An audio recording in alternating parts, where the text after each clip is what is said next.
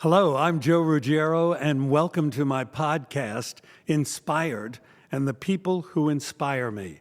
Well, here's a lady who I have been trying to get on this program for a while now, but I am delighted she's here. I am delighted that she's going to talk about her world travels and the world of design and what inspires her. Let me introduce you to Michelle Trout. So nice to be here today, Joe. Well, thank you. You're a busy lady. I am. Now, tell me a little bit about your background, because it's unusual. Well, I'm a local Angelino, which I think is unusual. I absolutely love living in California. My parents live here. My children live here. And my parents have come from different parts of the world, and they settled here a long time ago. But I think that the fact that my mother's from Germany and my father's family is from Mexico has really influenced the fact wonderful. that I love to be in many places in the world. Well, you went back to Germany.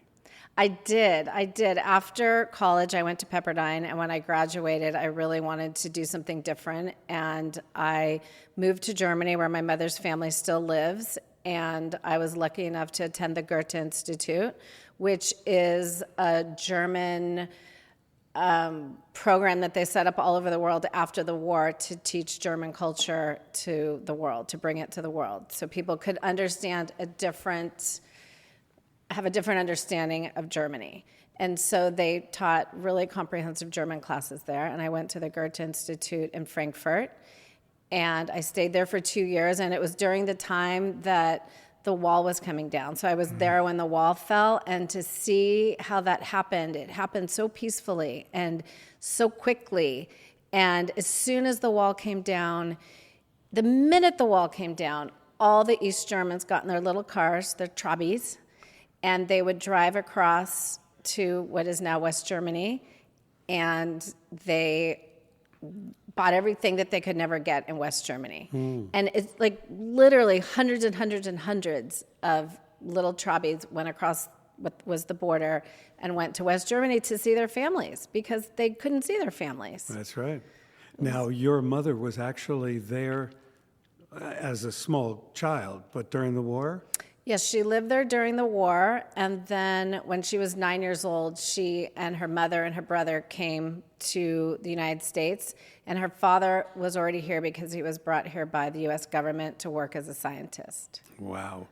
That's a really wonderful culture that you come from, and still, I'm sure you get to travel quite a bit. So let's talk a little bit about Germany.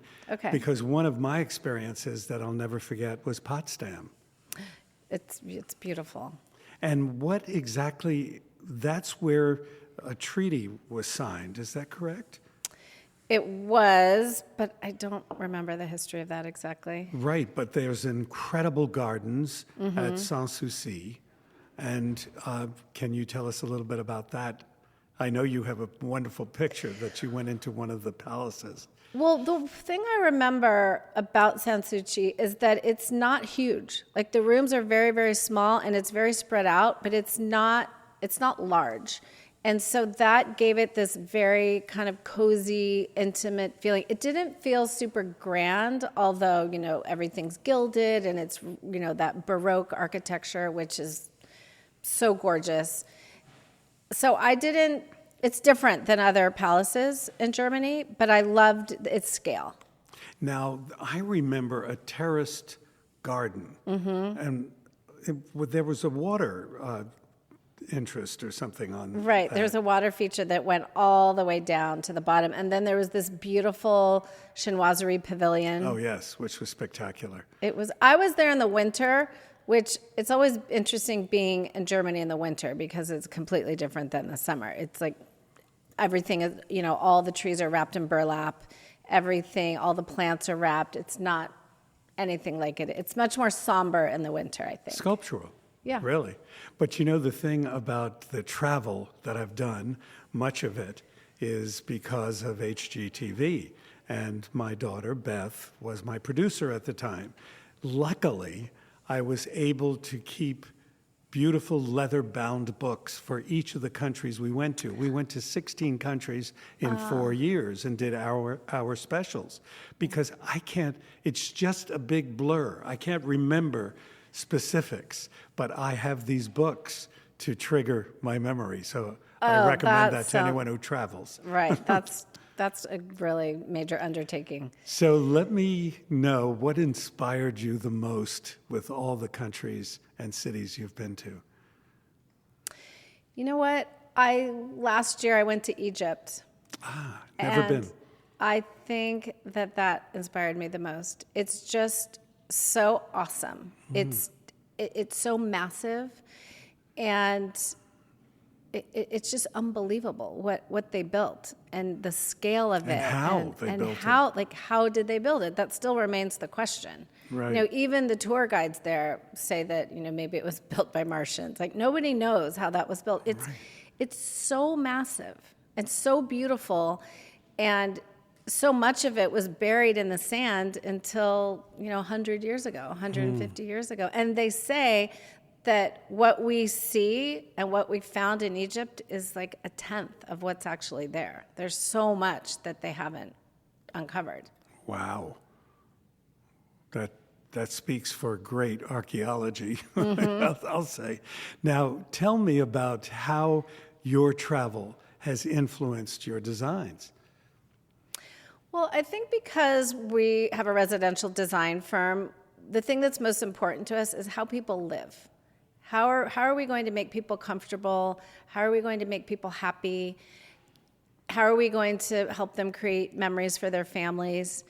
And I think when you travel, I love to see the way people live. I love to see what their living rooms look like, what their kitchens look like, what their bedrooms look like, what their gardens look like. And I think just to see the way people live informs our work. That's very interesting because you change lives. You save marriages. Some you can't. But I think that, and I am a big proponent of our environments, as you probably can guess, but I think it's different. I could not do what you do. I design for manufacturers. I design fabrics and I design furnishings. And thank God they've been very good clients. But I don't have the patience to work with people's own environment. And the only reason is I can remember when I started out, I had a client and she waited by me during the installation, waited with me by the doorway. And every time a piece of upholstery came in, she said, "Oh no, that's got to go back. I had no idea." And I finally said to her, "Go to work, enjoy yourself, enjoy your business day, and then come back at about 6 o'clock. We'll have a refreshing martini for you or something or whatever." And she loved everything. We had the music going, we had fresh flowers, everything was in its place. And I think to have that satisfaction when you complete a job must be a wonderful thing. Well, it is a very intimate relationship because we are doing everything for these clients. We're making the bed that they sleep in. We're outfitting their kitchen. We're putting all their accessories out for their living room. And when we do an installation, it takes about 5 days, and we don't let the clients come. We tell them they can't come until the very end. They can't stop by. They can't check on anything. They need to not be there. Right. That's Because very otherwise that interesting. will happen. They'll see something and they'll... Well, because they can't make the transition between a little swatch and a big sofa, Right. or a drapery treatment or whatever it is, But I think you were not sure that you were going to go into design. Is that true? It's true. I studied public relations and marketing, and I worked for CNN for a few years. I didn't know that. And that was really, really cool. What an amazing company. In Atlanta? In Century City. Oh, And then because I'd grown up in LA and I was still in Los Angeles, I thought that maybe I should go to Europe, live in Germany where my mother's family is, learn German. And so I did that. And then when I came back, I was really, really completely hooked on design because of my travels there. Any other spots besides Egypt that have inspired you? Oh, so Paris? many places, of course. Paris. We go to Paris every year for the big design show. Paris is just Paris. It's so beautiful. Is that Maison Objet? Yeah, or, we go yes. to Maison Objet in January, Uh-huh. and that's always so inspiring. I went to Peru That's an last interesting year, thing. and that Colorful. was very colorful. We went to Machu Picchu. Did you just- find the secret of life? No, Supposedly you do when you go there. that was another amazing place. How was that built? Yeah. Like, that was just incredible. It was so, so beautiful. And to be up in the jungle at the top of that citadel was incredible. So I think that was also very awe-inspiring. Let's talk about some of the projects that you've been working on. And one is in Michigan, why Michigan? So we have these longtime clients who have a very large family, and the woman is from Michigan, and she decided she wanted to have a home close to her sister. She lives in Newport Beach. She lives in Newport Beach, and she commissioned a Newport Beach architect to design a home for her right next door to her sister in Bloomfield Hills, Michigan. And the architect is Eric Olson, who does really, really beautiful work. He is really great with scale and light and texture and lighting, and we've collaborated with him many, many times. I think he's probably my favorite architect to collaborate with, and we did this project with him probably 6 years ago, and I think it's their favorite house. It's a really fantastic house. And can you tell us a little bit about it?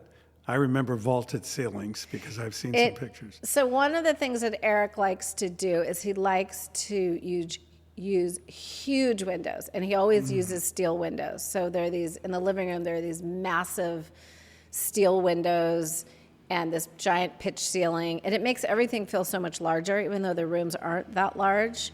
And so just the play with the stone, the reclaimed wood, the steel, we used really, really cool lighting, and then all the textures, big fluffy Moroccan rugs, beautiful bleached oak floors, velvet sofas, but it all feels like very cozy. And then there's a basement that has very kind of modern mid-century furniture. And what's interesting is the client loves mid-century furniture. She loves Serinin tables, she loves Knoll furniture, and literally across the road from where she grew up and where this house is the Cranbrook School, Wow. which is where Eliel Serinin Right. lived and taught with his wife and his son. And I So- worked in a Serinin building in New York, CBS. That's where I met my wife. And my father-in-law used to always say, go through Manhattan, look at a building, and if you'd like to work there, then apply. And in those days, you applied in person. There Right. wasn't any online. And I did that. And I was accepted. And my wife happened to come to work the same day I reported to work, and it was the brand new building. Oh, wow. Spectacular, spectacular. So let's talk a little bit about the fact that we do have wonderful pictures of your projects. And because this is a podcast, many of those pictures I will publish with your permission and Karen's permission, Karen Millay, on my social networks. Okay. So they can see what we're talking about. Now, talking about your favorite architect, you also did a project with him in Corona del Mar, California. we did, and this was a very, very unusual site. It's right on the point on Ocean Drive in Corona del Mar, and it faces the Newport Harbor, and it faces the Pacific Ocean right towards the Wedge, which is a very kind of notorious place when there's big waves. Everybody goes body surfing there. And people make a pilgrimage there when there are waves.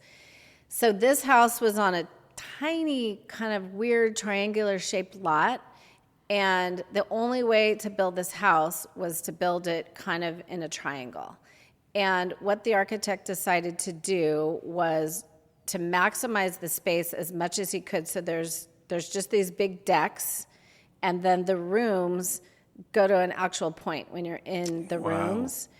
And he decided, because of the views, that he would put all the public areas on the second floor and all the bedrooms on the first floor, which is a really great idea, because then you're upstairs For when the you're views. cooking and living and all of that. So I thought that was a bit of an unusual twist, because people do it usually the other way. But again, like it's very dramatic. You feel like you're on a yacht, because it's all glass. There's, he used steel windows again, beautiful oak floors, a lot of stone, a lot of wood kind of everywhere. It's really, really beautiful. It's one of my favorite houses. How do you decorate that sharp corner? So we Built-ins? just, everything's custom. Mm-hmm. Yeah, all the furniture is custom. It's very dramatic. It's cool.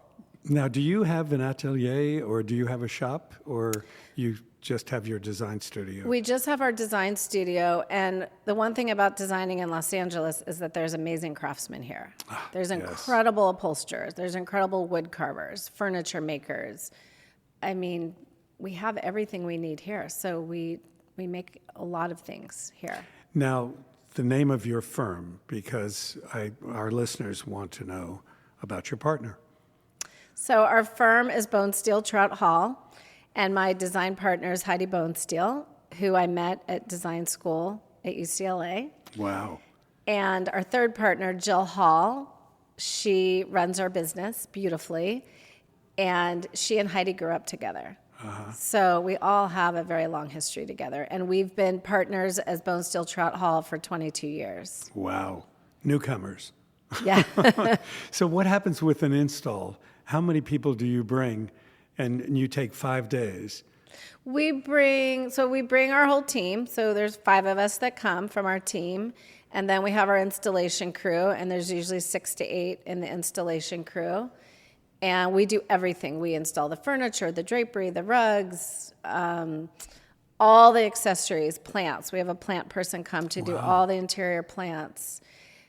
And that's how we install it. And then when the clients come with their things, we can integrate some of their things. If they have personal items or books or things like that, then we'll add that.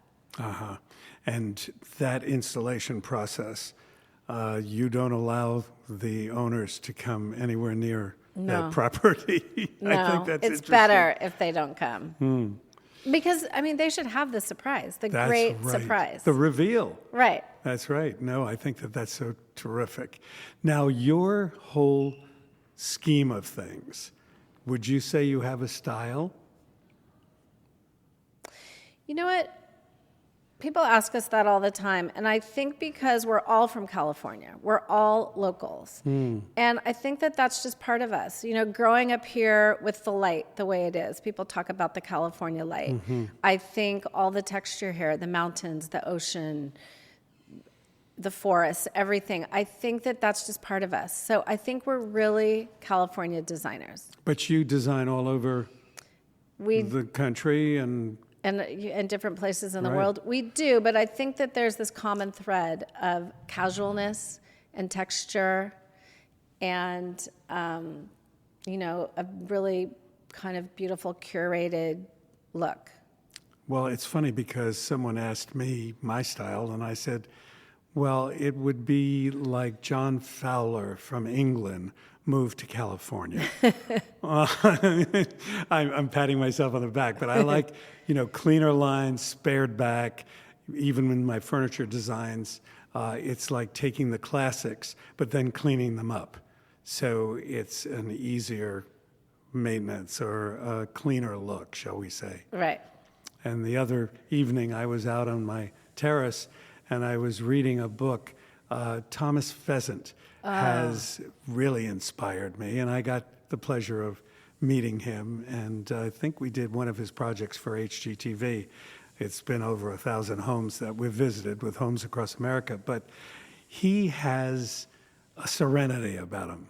And now he has an apartment in Paris, too, which he's done similarly. But His work is beautiful. it really is. It's very, very clean.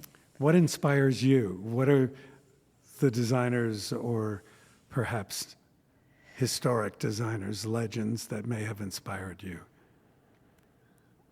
Oh, Let me see. Well, Thomas Pheasant is one. Thomas Pheasant. I love Thomas Pheasant. Victoria Hagen. Oh, I yes, I think was just going to say her. she does beautiful work, although she's on the East Coast. Like, she could be a California designer. There's so many. There's so many amazing designers. Oh, gosh, who else? Well, we had to find a house because my wife has a neuropathy in her legs, so there couldn't be any stairs. And we did find a house that was completely wood floors, bleached wood floors, so it's easy for her to get around. And space. We've never had space and an incredible view of the California mountain range. And it's like newlyweds, we've found a new situation, which is really fun. But it's pared down, it's very clean lined. Yeah, I can see paring down in the future. Well, in 56 years, we always said we would love to have a more contemporary house that we could fill with all of our hand-me-downs, because we both come from families of 5. Oh, okay. And we found it. And it works, I think. Well, I can't wait for my children to get their own houses so I can give them all my furniture. How and old are start they? over again. My son is 25 and my daughter's 27. Wow, I can't believe it. You should see this lady. What's your secret? Exercise. Lots of exercise. Yeah. Well, you live at the beach, I'm I sure. do. Yeah. I do. I go hiking every day with my dogs behind my house. Now, you are a dog lover. I You am. have had 20 dogs in your life? I have. What kind of dog? It's funny. I started with retrievers and Labradors, Oh, I love and now I've moved on to Australian Shepherds. So right now I'm going through an Australian Shepherd phase. And then I always have rescues. I rescue all kinds of dogs. So That's I always have a wonderful rescue with another type of dog. Rescues are so great because they're so appreciative, aren't they? Well, and they're so interesting. You just don't know what you're going to get. Yeah. And my favorite dogs have been rescues, always. Yeah. Well, they're trained, obviously, and they're appreciative. And I remember us having a French Briard. Oh. And they were sheep dogs as well. And he was a rescue. And a friend of ours said, rush down to the vets because he's going to be annihilated tonight. And my wife did a sort of silent screen star, and she saved that dog on the table. But he was the sweetest. He lived for 19 years with us. Wow. And that's unheard of. I've never had a dog live that long. Yeah. Wow. My wife loves animals. She takes care of animals, so that's a good thing. So tell me more about your life, and if you still go back to Germany. I do. I go back to Germany every year. Whenever I go to Europe for something, I go back to Germany and I see my cousins and my friends that live there. And I think one of the things I like to do when I'm there is I like to visit old churches. I like to visit beautiful residences. There's so many beautiful castles in Germany, all along the Romantic There Road. are, It's yes. just amazing. Well, my daughter went on that Rhine tour where she was in a boat. I guess that is a cruiser. Right. She had such a wonderful time. It's such a beautiful part of the world. I can remember it well. It is beautiful. It's very romantic. It's Very beautiful. much so. Have you been on one of those cruises? I've never been on a cruise, but I'd like to take my mom on a cruise there. I think that she would love that. Well, few people know about the Rhine, and I can remember being in the Army, and my sergeant told me, who was stationed in Stuttgart, and he told me that I had to see the Rhine, and he was right on. It's just a beautiful part of the world. Tell me about some of the other projects that you've worked on and how you present to your clients. Do you do new technology? Do you lay the project out with fabrics, and do they buy everything just as you present it?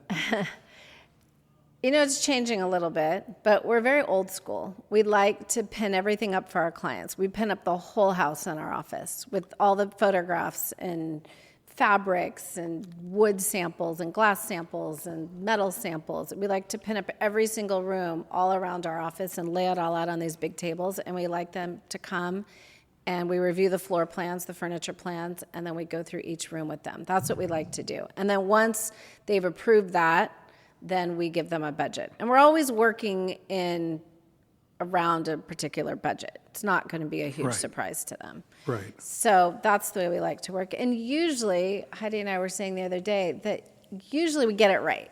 We get it right almost every single time as far as them approving it. There's very few changes we have to make. So Any difficult clients? You don't have to name names. I just think clients are coming to us now with more information than they used to have because they're on Instagram, Pinterest. They all have their Pinterest boards. And they have like just enough information to be dangerous. They don't. A friend in the business. Exactly. It's just, it's different. It's definitely more difficult. Yeah, what you seem to weather the storm. I mean, We do. We just go out there every day. We're very positive, and we just hope that they will listen to us and understand what we're trying to do for them and trust us. right. Well, I think the most important thing is to listen and to listen what and how they live. And also, number of children, pets, significant other, whatever, people have different needs. But I've always believed that as a designer, you can change and enhance people's lives. And I think that that's a really wonderful position. Have you ever thought of being a doctor? You're a doctor of design. I guess we are, yeah. The greatest thing for us is when we go back into someone's house after a few years and it looks exactly the same as when we left it. That's, to me, unbelievable that people wouldn't change anything. One of the funniest stories that I can tell you in filming for HGTV, and Mario Boada was a very good friend of mine. We arrived early for this shoot. That man was the whirling dervish. He went around and was putting pillows here and changing that accessory and whatever. And he says, these clients never, ever leave things the way you place them. And I don't think you really should. But I guess because it was a photo shoot, he wanted to be sure it reflected his design, I guess. Right. But I think that when you settle in, we just moved into a new place. And this buddy of mine said, how's it going? And I said, well, we love where we are, but it takes time to settle into the routine, settle into where everything is. And I think that that's so true. I think it's very true. So Yeah. we won't let anyone in for another 3 weeks. Oh my until until the dust settles, is what I say. So I can understand you're not wanting the owners to come in to see what you've done. Right. Do you have any funny stories about an installation or about a design? Oh, I do. So we did this pre-war apartment on Park Avenue, and the clients are really, really tall. Everybody in the family is 6'8". So they have Wow. 4 boys and the husband, they're all 6'8". Basketball players? Not really. They're just like incredibly tall. And so they needed really deep sofas. But these pre-war apartments, you can only bring the furniture through the service door. And the service door is only 30 inches wide, right. or maybe even 27 inches wide. Anyway, not big enough to get a 42-inch deep sofa through that little door. So we had to get a crane, close off the street, close off Park Avenue. Oh, gosh, it's like moving a piano. Right. And then we had to take the windows out to get the sofa in. I thought you were going to say you sawed it in half. Oh, no, but I think they do that. But this was an Italian sofa. There was no way we could do that. Anyway, so we had to get a crane, take the windows out, and that wasn't something that we were really prepared for. I want you to share with our listeners the picture that you took at Sanssouci, because I really was very interested in that, because here you've seen so many things in the world and you fell in love with this hot pink, what I would call Schiaparelli pink. Exactly. And I just thought that that was such an indication of your personality. You're a cheery kind of upbeat kind of gal. Well, it's funny because we would never design anything that looked like this. It's so fussy and very, very over the top. But it's just beautiful. It struck me when I was there also because we were there in the winter, so it was very, very gray. And in the hallway of this palace, there are these beautiful pink silk sofas that are all framed in this gorgeous gilt frame. And there was something about that pink that just struck me. And the walls are gray. It's just beautiful. I love it. Oh, Well, so I'm gonna I share love it. pink. I'm going to share it on my social network so they'll know what you're talking about. Okay, good. And I am so happy that I was able to track you down. You run 100 miles an hour. You're a mother, you're a wife, you have a wonderful career, and thank you so much for Thank you. sharing it with my audience. Thank you for having me. Yes, It's nice to my see you. pleasure.